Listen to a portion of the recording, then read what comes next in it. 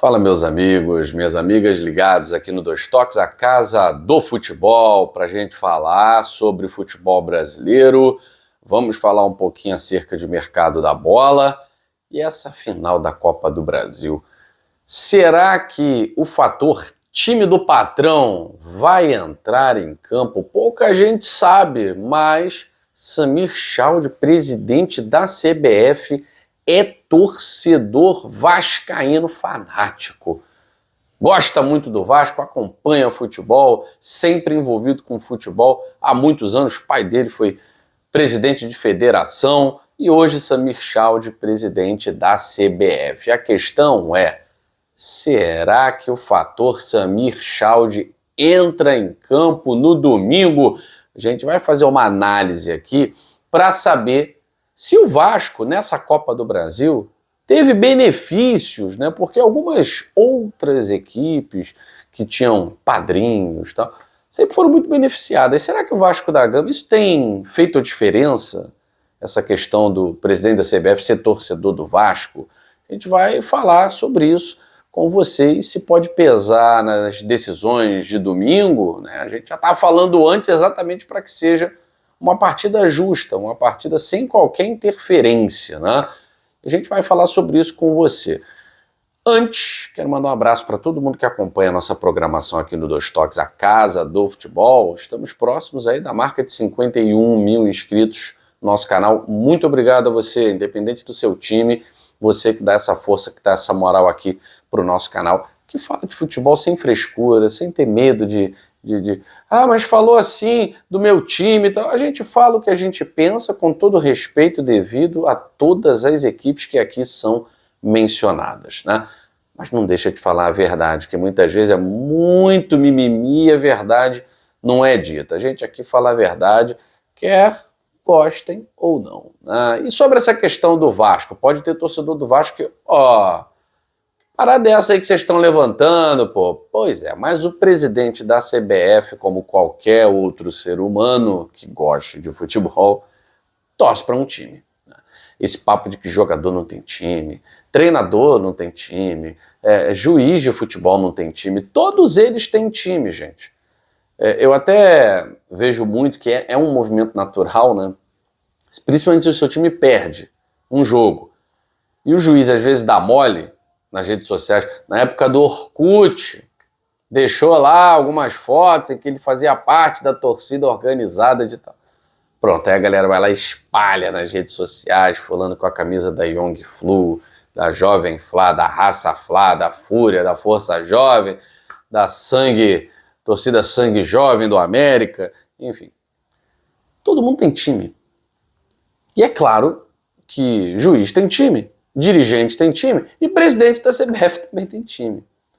O João Avelange, presidente da FIFA, brasileiro, que foi presidente da FIFA por muito tempo, era torcedor do Fluminense.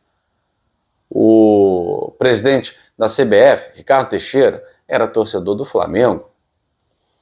O último presidente, o último agora, o senhor Edinaldo, era torcedor do Vitória da Bahia.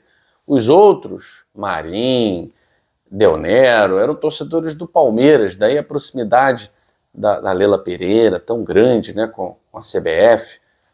E agora o Samir Chald é torcedor do Vasco. A questão é, será que isso vai pesar na decisão de domingo? Porque nós fomos investigar. Será que houve decisões favoráveis ao Vasco nessa Copa do Brasil? Arbitragem tendenciosa e tal? Absolutamente nada.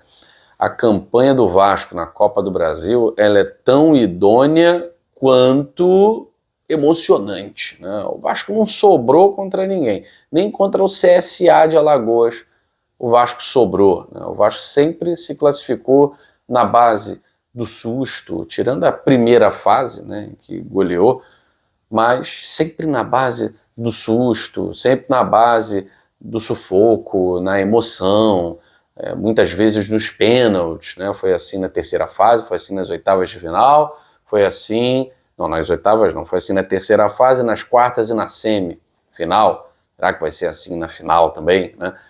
Então, em nenhum momento a gente pode dizer que o fator presidente da CBF pesou na campanha do Vasco. Tá? Uma campanha muito correta, uma campanha muito idônea de um time que é guerreiro mesmo, né? Que tem por valor nunca desistir. O Vasco, muitas vezes inferior à maioria dos times que enfrentou, ele nunca desistiu. Então, se for para cair, cair de pé. E como um bom lutador, foi o último a cair, tanto que está na final contra o Corinthians, dependendo de uma vitória simples, dentro de um Maracanã lotado, totalmente vascaíno, exceção, é claro, dos barulhentos torcedores do Corinthians. Né? Mas a gente vai falar muito dessa final ainda. É só para a gente poder também fazer essa análise que o Vasco não está ali por favor de arbitragem, o Vasco não está ali por erro de arbitragem que prejudicou um time A, B ou C, nada disso. E no domingo, tomara que continue assim, que no domingo o árbitro designado para a partida possa não sofrer nenhuma influência externa como vem sendo feito até hoje, né? Mas é uma coincidência, né? Logo no ano em que a CBF tem um presidente vascaíno, Vasco saindo da fila contra todas as previsões. Um time que quase foi rebaixado para a segunda divisão via Campeonato Brasileiro. Ganhar a Copa do Brasil, acho que ninguém esperava. Bom, muita notícia aí no mercado da bola. Eu vou falar do Botafogo, né, que está nessa agora de treinador, né? É o treinador, é o troca-troca com o São Paulo, como é que vai ficar isso e tal. O Botafogo não vai envolver Marlon Freitas, Vitinho, Savarino, em troca com o São Paulo. Esse martelo já foi batido, já comentei isso, né? Não aqui no Dois Toques, mas já comentei isso nas minhas redes sociais. E a lista que o Botafogo colocou ao São Paulo como disponível ainda é um mistério. Do outro lado, já se sabe, 3 jogadores do São Paulo que querem vestir a camisa do Botafogo, principalmente Pablo Maia e Ferrarese. O Rodriguinho, há controvérsias, né? Há controvérsias. Alguns dizem que não, ele está sendo guardado para a Europa, tal. Enfim, tudo muito misterioso. E dizem que quanto mais misterioso, o segredo é a alma do negócio, mas uma hora o negócio tem que ser concretizado, né? E tanto para Botafogo quanto para São Paulo é bom que isso se decida logo. São Paulo tem treinador, é a vantagem. O Botafogo agora não mais tem treinador. Mas colocando panos quentes em qualquer polêmica, saiu brigado com o texto, o Renato Paiva já até postou, ele quer mandar em tudo e tal.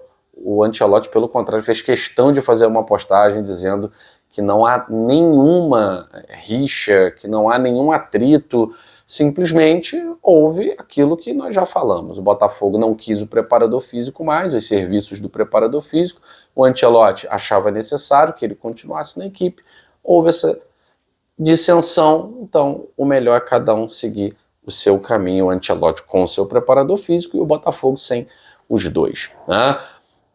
A jornalista Joana de Assis afirmou que o Rafael Guanães recusou a proposta do Botafogo. O Botafogo não confirmou a informação e eu tendo a esperar sempre o clube confirmar essa informação, porque as pessoas falam o que querem, principalmente para abafar aquilo que elas não querem que seja dito, né? É muito curioso, até com uma estratégia de mercado, de marketing, né? Que pouco se fale de outros times e muito se fale dessa questão do Botafogo. E aí aparecem alguns jornalistas, né? Eu não vou nomear todos, mas fazendo muita questão de dizer que não, o Guanães jamais vai largar o Mirassol. Então o Guanães quer sumir no futebol, é isso? O Guanães daqui a pouco vai seguir os passos do Vojvoda, que demorou a sair do Fortaleza, foi para o Santos para quase ser rebaixado. O Guanães ele não precisa de menino ou menina de recado para dizer o que ele pensa. Ele já disse o que pensa, que ele quer dar esse salto na carreira. Não sei se quer agora e não sei se quer o Botafogo pelo valor da proposta. Então as negociações continuam, esse papo de recusou. O John Textor nem sentou à mesa ainda para poder selecionar o treinador. Tá? Sim, eu confesso a você que tenho resistência em acreditar nesse tipo de notícia. Acho que o John Textor vai centralizar tudo isso e é ele que vai decidir. Se o Rafael Guanães ainda for um bom nome para o John Textor, vão atrás do Rafael Guanães novamente com uma proposta, se é que já foram, vão com uma proposta robusta para tirá-lo do Mirassol. E, sinceramente, gente, que não deve ser difícil. É claro que tem o fato de no Mirassol ele ser o rei, como o Vojvoda no Fortaleza, né? De no Mirassol ele vai querer agora gozar daquilo que ele plantou, né? Vai colher os frutos e tal. Ou não. O Mirassol pode ser simplesmente o lanterna do grupo, tendo em vista que vai perder uma série de jogadores e não vai ter projeto atrativo para ter jogadores decisivos. Então, assim, o Guarani não é bobo. Ele sabe que esse ano é a grande oportunidade dele de beliscar vaga em um clube relevante no cenário nacional. Então, antes de ir na onda aí de jornalista que diz que não, recusou, tal, que eu prefiro, obviamente, que o clube confirme e que o John Textor assuma as rédeas para que a gente possa dizer, realmente foi procurado e realmente não houve um acordo, o treinador não quis, o staff não quis, tal. Por enquanto, nada, tá certo? Tendo em vista que o próprio Textor é quem vai centralizar essas buscas, ok? Fico por aqui, mais tarde a gente volta aqui no Dois Toques, a Casa do Futebol.